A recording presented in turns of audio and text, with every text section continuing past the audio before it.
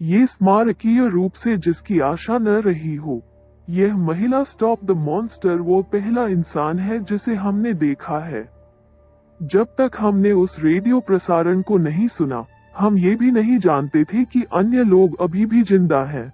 जून मेरी आस्तीन पकड़ लेती है और उसे कसकर मरोड़ देती है। उसकी आंखें बड़ी और चौड़ी हो जाती हैं।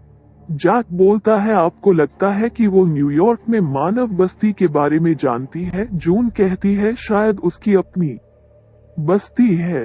उसकी कॉलोनी में उसका खुद का असली घर है और दूसरे बच्चे जो 3 हल्के काले लड़के नहीं है। क्विंट कहता, आइए संचार शुरू करें। रुको रुको, मैं कहता हूँ, इस मानव के अच्छे इरादे नहीं हो सकते हैं। वह, तुम्हें पता है, एक विशाल चुभने वाला कांटे जैसा सवारी कर रही है। जून उसके सिर को हिलाती है। आप रोवर की सवारी करते हैं। वो एक विशाल नुकीला जानवर है। शायद तकनीकी रूप से वो एक जानवर है, लेकिन वास्तव में वो सिर्फ कुत्ते जैसा दिखने वाला मॉन्स्टर है। मैं कहता हूँ, ये राक्षस यहाँ एक राक्षस के बुरे सपने जैसा दिखता है। इसके अलावा इसने क्विंट की बर्फ में चलने वाली कुत्ता गाड़ी खा लिया। क्विंट मेरे बगल में घबराया हुआ है। मैं लगभग उसके मस्तिष्क में चलने वाली बात को समझ रहा हूँ और एक्साइटमेंट के साथ घूमते हुए सुन सकता हूँ। झनझनाहट, मुंह की आवाज, खनकनाहट पैरों की आवाज, और इस तरह वो संपर्क करने जाता है। नमस्कार, क्या शानदार मौका, हाथापाई करना है, दूसरे इंसान से मिलना बहुत अच्छा है। आंख सुरंग से हम क्विंट देखते हैं। तब राक्षस अपना सिर झुका लेता है। तब राक्षस अपनी मुट्ठी उठाता है। मैं देख सकता हूँ कि क्या आ रहा है। Pancake Quint. मैं चिल्लाता हूँ क्योंकि मैं अपने दोस्त को पकड़ने के लिए दौड़ता हूँ।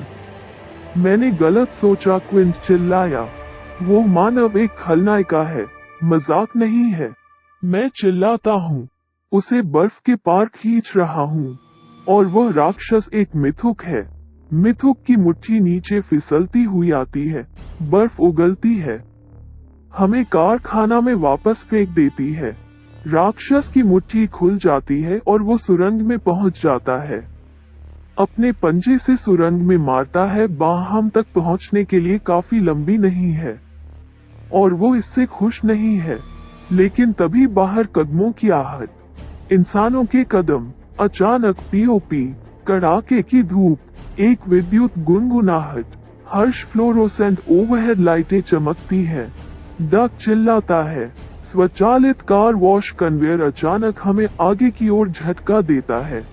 इसलिए मैं कई बार ड्राइव थ्रू कार वॉश से गुजरा हूँ, हमेशा एक कार में, स्वाभाविक रूप से।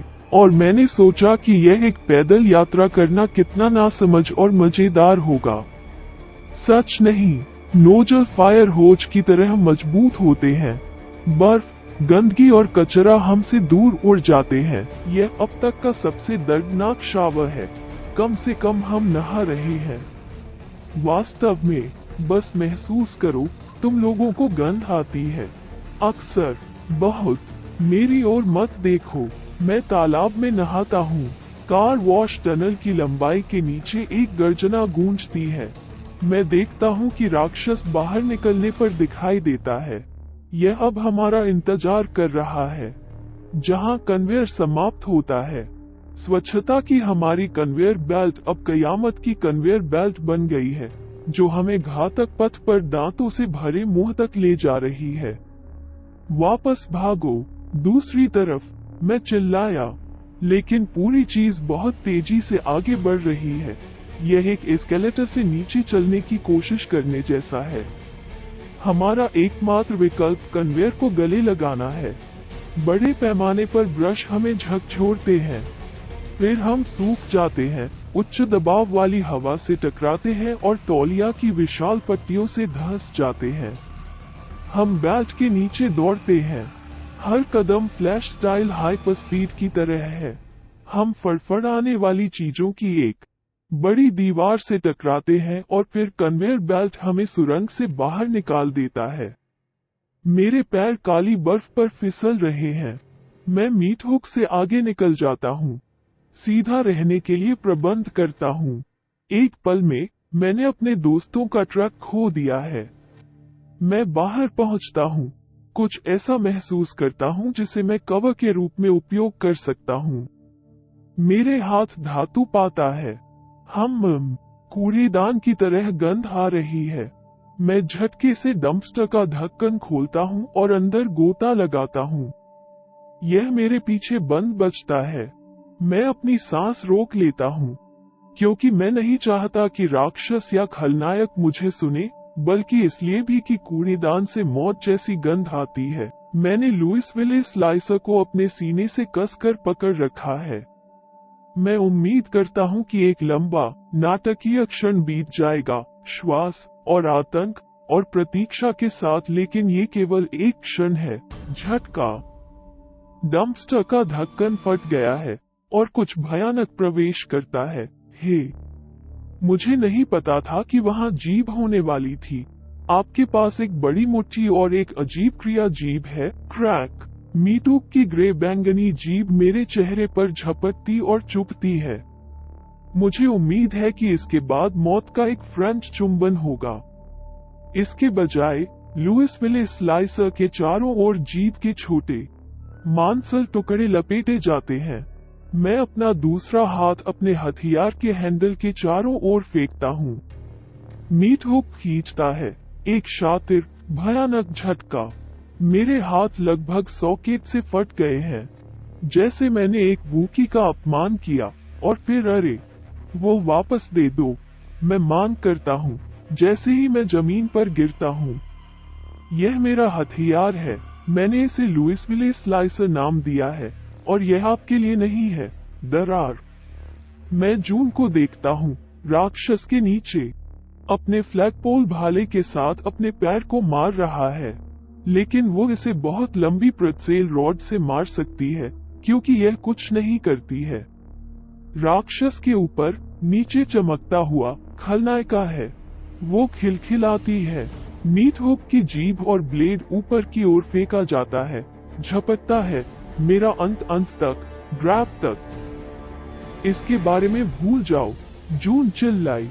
वो मुझे दूर खींचती है, और जैसा वह करती है, मैं देखता हूँ कि दुश्मन ने कुछ गिरा दिया है। जमीन पर एक कार्ड। मैं इसे SPLAT001 के रूप में स्कूप करता हूँ। राक्षसी नहीं, राक्षस थूकता है, लेकिन यह उल्टी करता है जो इस जानवर के मुंह से उड़ता है। ये है हमारा स्लेज। ये बर्फीली जमीन पर गिरता है, पलटता है, लुढ़कता है और पूरी तरह से बिखर जाता है। क्विंट फुसफुसाता है, मेरी रचना यह अब और नहीं है।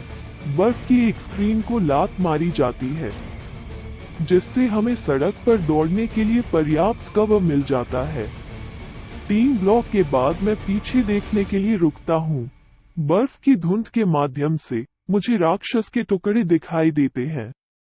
1 सेकंड, बस सफेद गुच्छे और फिर चीज की काली छाया, और खलनायक शीर्ष पर, मेरा ब्लेड पकड़े हुए। उसे पता होना चाहिए कि हम अभी भी देख रहे हैं, क्योंकि वो अचानक चिल्लाती है। लेकिन जो शब्द निकलते हैं वे हैं ती, वे मानव नहीं हैं। मैंने दम भरा। हम सब करते हैं। ये रेजोच प्राचीन संसारों के विनाशक की भाषा है।